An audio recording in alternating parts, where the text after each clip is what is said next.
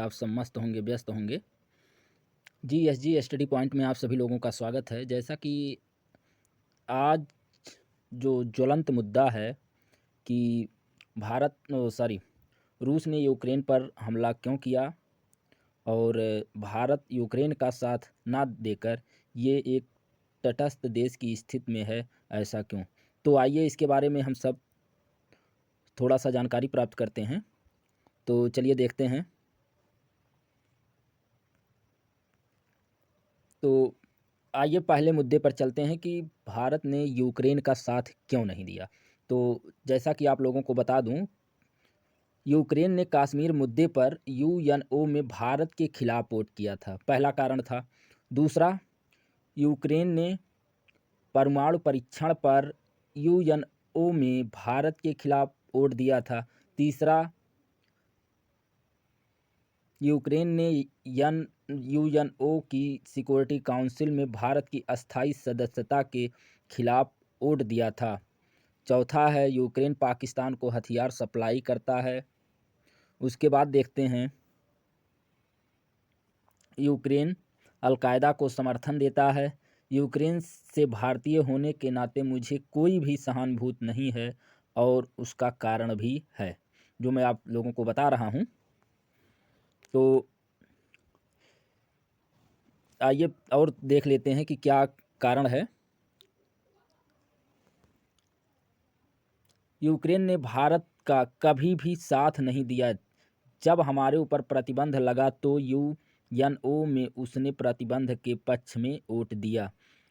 और उसके बाद जो है, जब हमें यूरेनियम, चूँकि इसके पास यूरेनियम का भंडार था, फिर भी बार बार मांगे जाने पर भी इसने कभी भी यूरेनियम देना तो दूर, तात्कालिक पीएम को दुरदुरा दिया, सीधे मुंह तक बात नहीं किया, जबकि भारत अपनी ऊर्जा के लिए यूरेनियम खोज रहा था।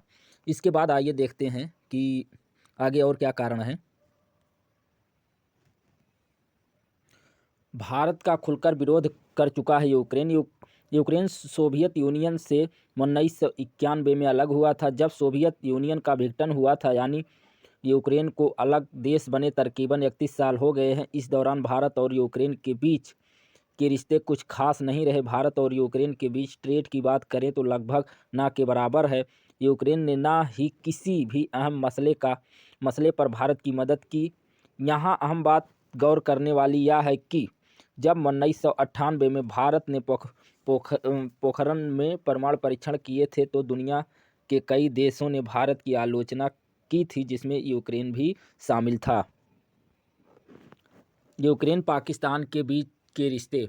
यूक्रेन और पाकिस्तान के बीच रिश्ते की बात करें तो यह तकरीबन 23 साल पहले यूक्रेन के पास पाकिस्तान की ओर से प्रस्ताव आया था, जिसमें पाकिस्तान ने यूक्रेन के 320 T-80 टैंक को खरीदने का प्रस्ताव रखा था। यह डील $650 मिलियन की थी। उस वक्त भारत ने यूक्रेन से कहा था कि पाकिस्तान को ये टैंक मत बेचिए, क्योंकि पाकिस्तान आतंक को बढ़ावा देने वाला देश है।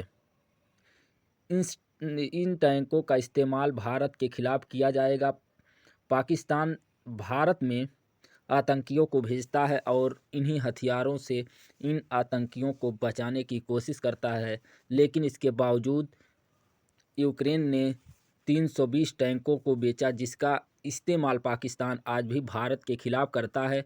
पिछले साल ही यूक्रेन ने पाकिस्तान के साथ 85 मिलियन डॉलर की डील की, जिसके तहत इन टैंकों को फिर से अपग्रेड किया जाएगा। जबकि इसके विपरीत रूस भारत का अहम साथी। जब भारत ने पोखरण टेस्ट किया था तो यूएन में इसको लेकर चर्चा हुई थी। यूएन में भारत का रूस ने पूरी तरह से साथ दिया और यूएन सिक्योरिटी काउंसिल में भारत के पक्ष में वीटो का इस्तेमाल किया। उस वक्त फ्रांस के प्रतिनिधि ने भारत के खिलाफ निंदा शब्द का इस्तेमाल नहीं किया था। उन्होंने कहा था कि भारत को सीटीबीटी में शामिल होना चाहिए, संरचनात्मक तरीके से काम करना चाहिए, जबकि यूक्रेन ने कहा था कि हमने दुनिया के तीसरे सबसे बड़े परमाणु हथियारों को अपने से रूस को दे दिया था। ऐसे में भारत परमाणु परीक्षण कर रहा है, हम इसकी निंदा करते हैं। भारत ने अंतर्राष्ट्रीय परमाणु हथियार को कम करने के अभियान का उल्लंघन किया।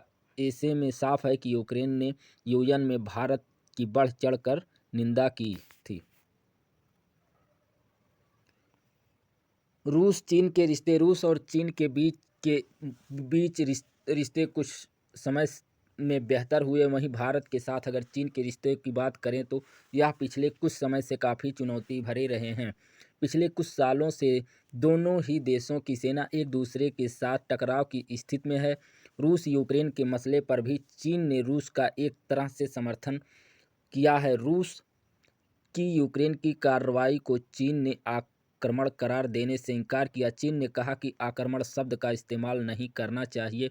ऐसे समय में अगर भारत रूस के खिलाफ जाता है तो देश की विदेश नीति को काफ़ी नुकसान पहुंचेगा। इसके साथ ही भारत चीन के इस बयान के साथ भी नहीं खड़ा हो सकता, क्योंकि इसका असर अमेरिका के साथ रिश्तों पर भी पड़ेगा। लिहाजा भारत को दोनों देशों के साथ अपने रिश्तों को काफ़ी संयम के साथ आगे बढ़ाना होगा और इस पूरे मसले पर गंभीर विचार के बाद ही कोई फैसला लेना होगा।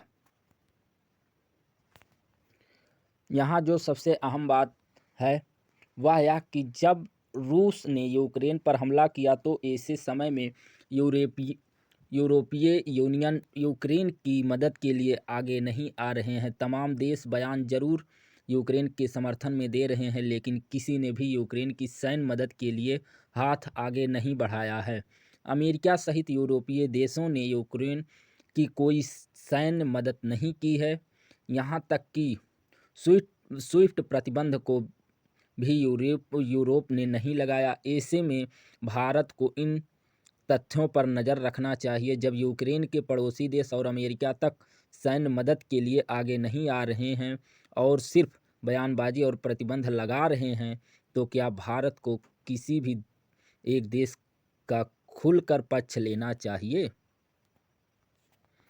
अब आप सब स्वयं ये बताइए कि क्या भारत को यूक्रेन का साथ देना चाहिए या रूस का साथ देना चाहिए या फिर तटस्थ रहना चाहिए, यानी कि इसको किसी भी तरफ से नहीं होना चाहिए।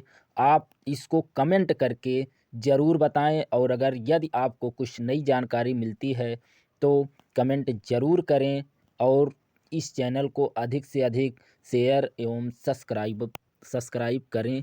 जय हिंद। आगे इसी से संबंधित कुछ जानकारी आपको और दी जाएगी। अगले वीडियो का इंतज़ार कीजिए।